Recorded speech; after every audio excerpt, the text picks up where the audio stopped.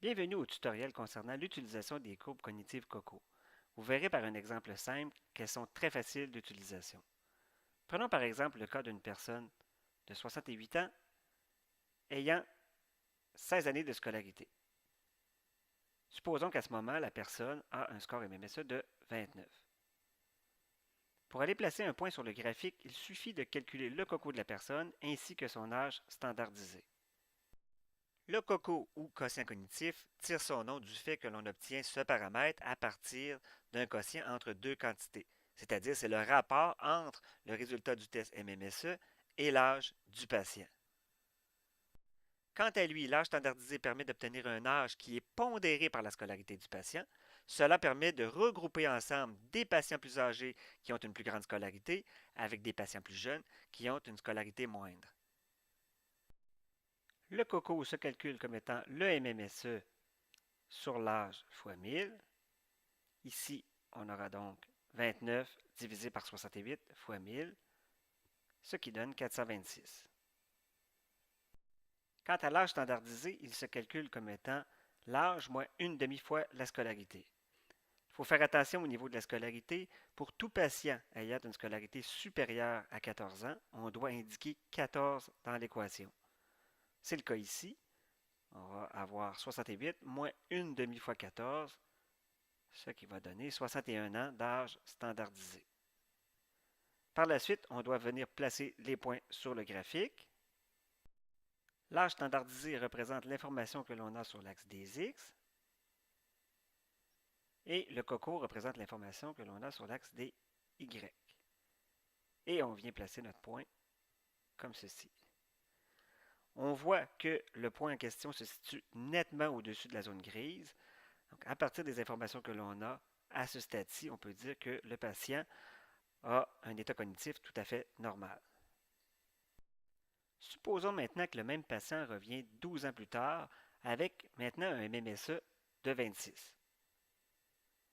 L'âge du patient est maintenant de 80 ans, il a toujours la même scolarité et il a maintenant un MMSE de 26. On veut essayer d'évaluer si la trajectoire cognitive du patient est normale ou non à partir de son baseline jusqu'à aujourd'hui. On calcule encore une fois le COCO de la personne ainsi que son âge standardisé. Le COCO se calcule encore comme étant le MMSE sur l'âge fois 1000, 26 sur 80 fois 1000, ce qui donne 325. L'âge standardisé se calcule comme tout à l'heure, mais comme on est 12 ans plus tard, l'âge standardisé va avoir aussi augmenté de 12 ans. Comme on avait 61, on a maintenant 73 ans d'âge standardisé. Mais on peut le calculer au long en faisant 80 moins une demi fois 14, ce qui donne aussi 73 ans.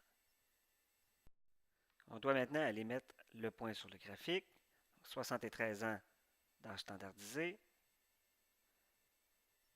325 de COCO, et on place le point. On voit encore une fois que ce point est situé au-dessus de la zone grise, ce qui veut dire que son état cognitif est normal. Maintenant, on va aller voir si la trajectoire du patient est normale. Pour établir la trajectoire, il suffit de relier le premier point que l'on a jusqu'au dernier. Pour que la trajectoire cognitive d'un patient soit normale, elle ne doit pas franchir plus d'un intervalle. Un intervalle correspond à la distance entre une ligne pleine jusqu'à une autre ligne pleine ou d'un pointillé jusqu'à l'autre pointillé. Voici ici en vert la représentation d'un intervalle. J'ai dessiné l'intervalle qui était le plus près de notre point de départ. Donc, il faut bien sûr s'imaginer que cet intervalle-là part non pas d'une ligne pointillée à l'autre pointillé, mais de notre point lui-même, un peu comme ceci. Donc, j'ai fait une petite translation de mon intervalle vers le haut pour qu'il parte de mon point de départ. Si le patient franchit cet intervalle-là, on va dire que sa trajectoire, elle est suspecte. En résumé, si la trajectoire du patient fait en sorte que son dernier point tombe à l'intérieur de la zone verte qui est à votre écran, cela veut dire que sa trajectoire est normale. Par contre, s'il tombe dans la région rouge, à ce moment-là, sa trajectoire est suspecte. Donc, si on revient à l'exemple de notre patient, on se rend compte que de passer d'un MMSE de 29 à 26 en l'espace de 12 ans, c'est-à-dire entre 68 et 80 ans, fait en sorte que sa trajectoire est suspecte. Maintenant, regardons ce qui serait arrivé si, au lieu d'avoir son score de 26 à l'âge de 80 ans, s'il l'avait plutôt eu à l'âge de 90 ans. Et regardons qu'est-ce qui arrive à la trajectoire cognitive du patient. Donc, je remplace l'âge par 90 ans. Le coco est modifié pour obtenir une valeur de 289 et l'âge standardisé est augmenté de 10 ans, comme ça ici. Maintenant, on va aller tracer le point sur le graphique, c'est-à-dire 83 ans d'âge standardisé avec un score coco de 289. Voilà. On trace la trajectoire du patient et déjà à l'œil, on peut voir que la trajectoire est tout à fait normale. Si on représente la zone de l'intervalle qu'on reporte sur notre premier point, on voit clairement que le point se situe à l'intérieur de l'intervalle, donc sa trajectoire est normale. L'exemple présenté dans ce tutoriel permet d'illustrer toute la force des courbes cognitives COCO. Un patient qui serait passé d'une valeur de MMSE de 29 à 26 dans un intervalle de temps de 12 ans avait clairement une trajectoire qui était suspecte. Un patient, par contre, qui aurait les mêmes résultats, mais sur un intervalle de temps beaucoup plus grand, comme 22 ans, aurait une trajectoire qui est tout à fait normale.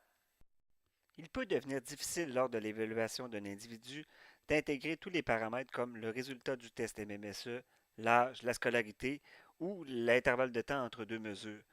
Les courbes cognitives COCO sont l'outil tout à fait désigné pour discriminer le plus efficacement possible une trajectoire normale de celle qui ne l'est pas.